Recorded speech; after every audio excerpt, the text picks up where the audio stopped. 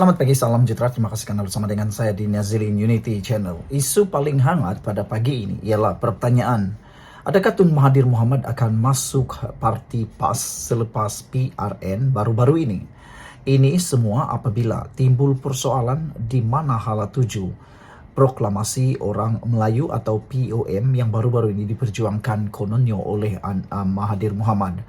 Dan persoalan itu akan dijawab sebentar lagi. Sila ikuti terus ulasan kali ini. Jangan lupa tinggalkan komen Anda, tekan butang subscribe. Saudara-saudara sekalian, ditulis oleh Sabudin Hussein, ini penerangan yang paling jelas dan paling tepat untuk Anda sebarkan kepada ramai orang berkaitan dengan hala tuju perjuangan Tun Mahathir Mohamad yang semakin hari semakin malap.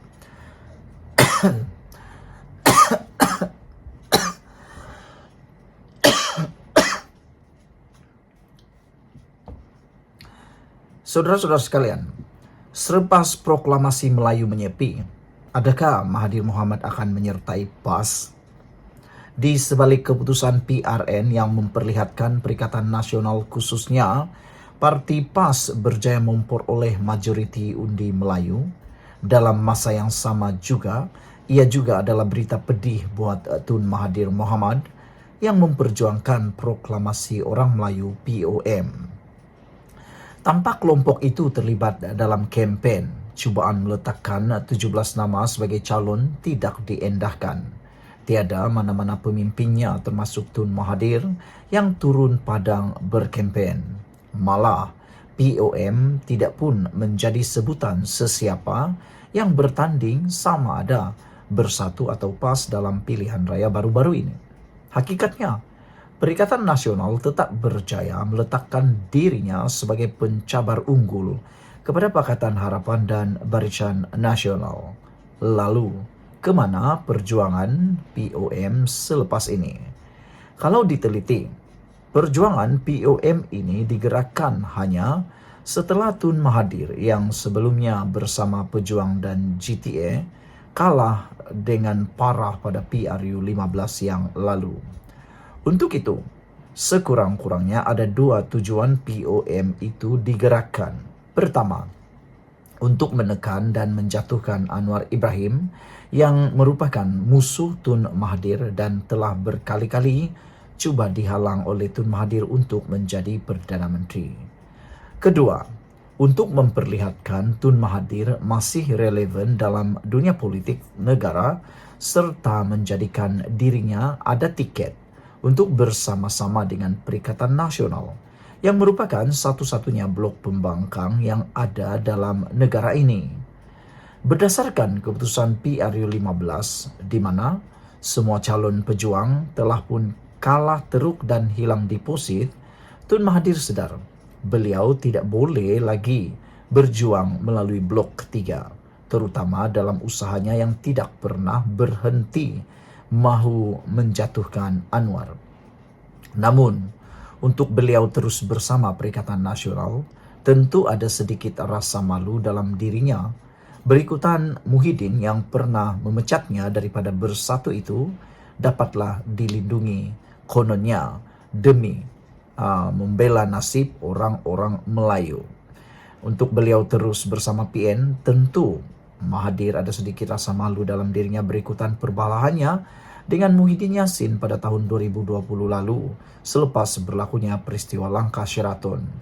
Jadi setidak-tidaknya dengan menggagaskan POM, Proklamasi Orang Melayu, rasa malu untuk kembali bertaut dengan Muhyiddin yang pernah memecatnya daripada bersatu itu dapatlah dilindungi. Kononnya demi untuk membela nasib orang-orang Melayu.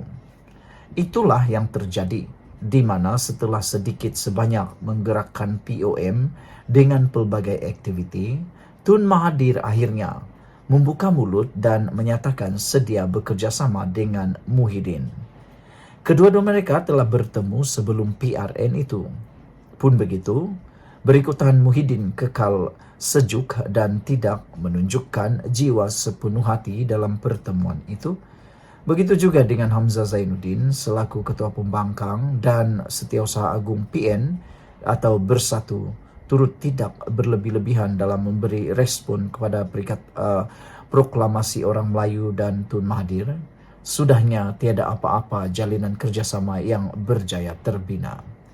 Sebelum penamaan calon, seorang utusan Proklamasi Orang Melayu atau POM telah datang menemui Hamzah dengan membawa 17 nama bagi dipertimbangkan sebagai calon Perikatan Nasional dalam PRN atas tiket PN.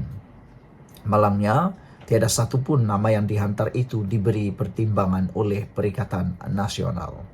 Maka dengan itu, walaupun sebelum ini, POM agak riuh rendah dengan pelbagai program dan mengeluarkan kenyataan atas banyak isu, disebabkan tidak berjaya menumpang sebagai calon atas nama PN itu, mereka akhirnya senyap sunyi dan langsung tidak berbunyi sepanjang tempo kempen PRN diadakan.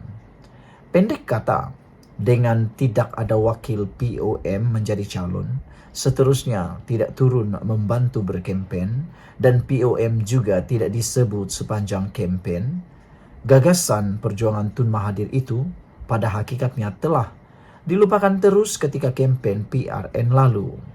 Artinya, walaupun PN berjaya memenangi majoriti undi Melayu dan menawan sebagian besar kawasan Melayu, ia bukanlah disebabkan oleh Proklamasi Orang Melayu.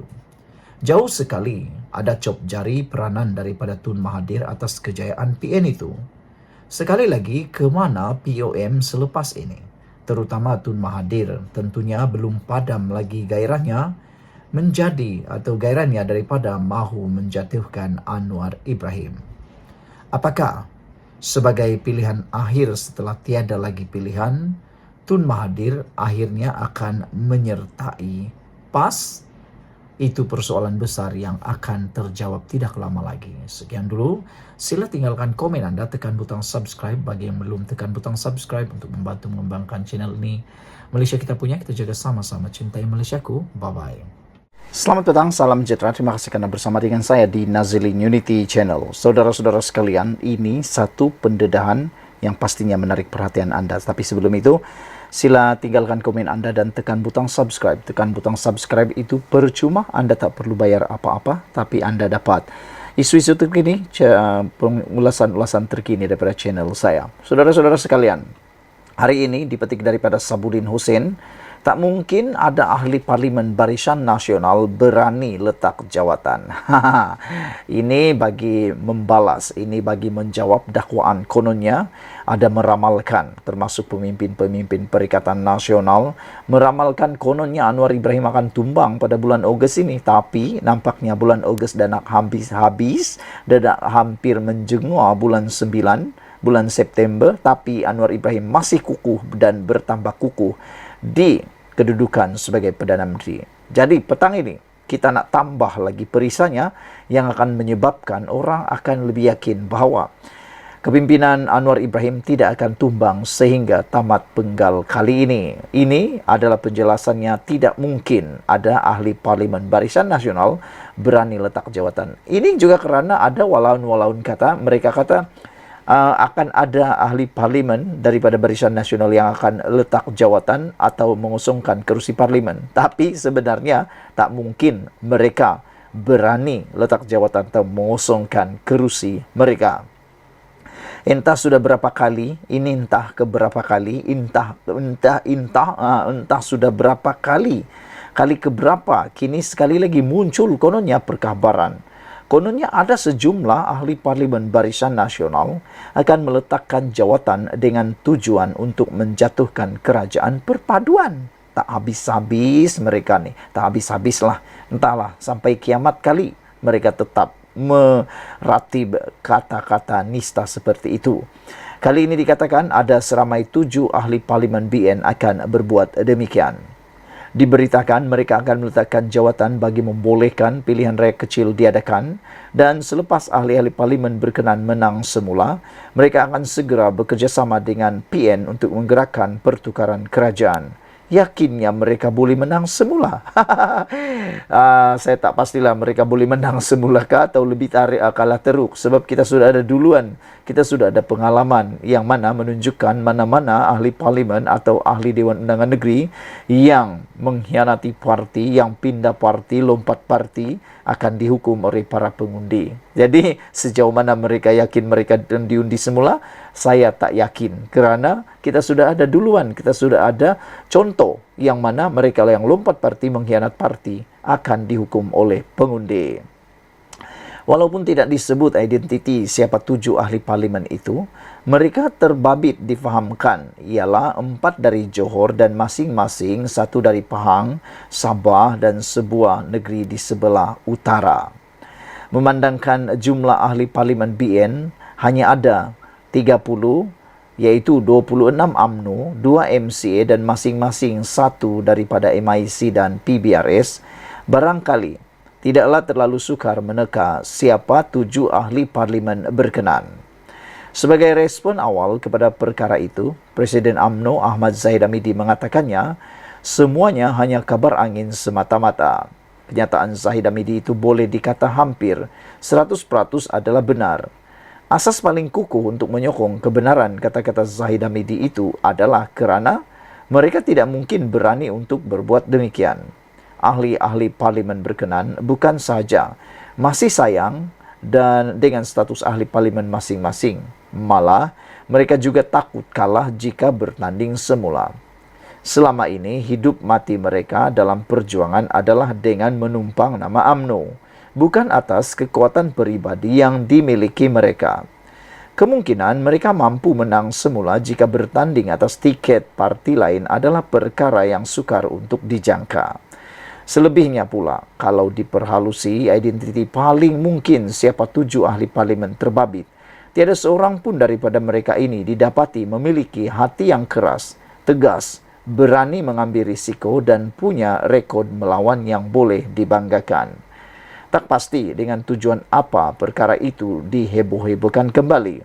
Mungkin ada maksud tersirat yang berbagi atau berbagai di sebaliknya. Yang penting, diharapkan pemimpin kerajaan perpaduan tidak terganggu dengan kabar angin ini. Tenang-tenang saja dengan perkabaran berulang-ulang ini. Mereka perlu lebih menumpukan sepenuh masa dan tenaga untuk memperbaiki lagi khidmat kepada rakyat kerana cabaran politik yang sebenar selepas ini ialah PRU 16 yang akan berlangsung kira-kira 4 tahun lagi. PN juga sebaik-baiknya tidak usah terpedaya dengan memasang angin-angan lagi mahu menjatuhkan kerajaan di pertengahan penggal atau melalui tebuk atap sebagaimana yang pernah dilakukan pada tahun 2020 lalu. Sebaik berakhirnya PRN, banyak kerja harus mereka lakukan untuk memberi cabaran sebenar kepada PHBN dan kerajaan perpaduan dalam PRU 16 akan datang. Lupakan sajalah cerita-cerita mahu menjadi kerajaan dengan cara bukan melalui pilihan raya. Dalam apa jua perkara yang diimpikan, ia terlalu sukar menjadi kenyataan kalau tanpa disertai dengan keberanian. Ditulis oleh Sabudin Hussein, 22 Ogos 2023. Sekian dulu untuk kali ini. Jangan lupa tinggalkan komen dan tekan butang subscribe. Kita jumpa lagi. Bye-bye.